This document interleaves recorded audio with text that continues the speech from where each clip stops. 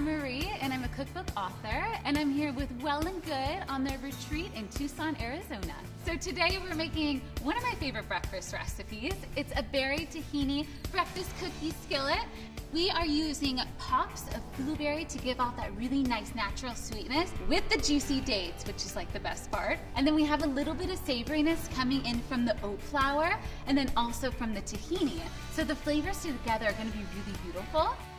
Milk alternatives won't work in this recipe, and that's why we're using Lactaid, because it is real dairy milk, just without the lactose.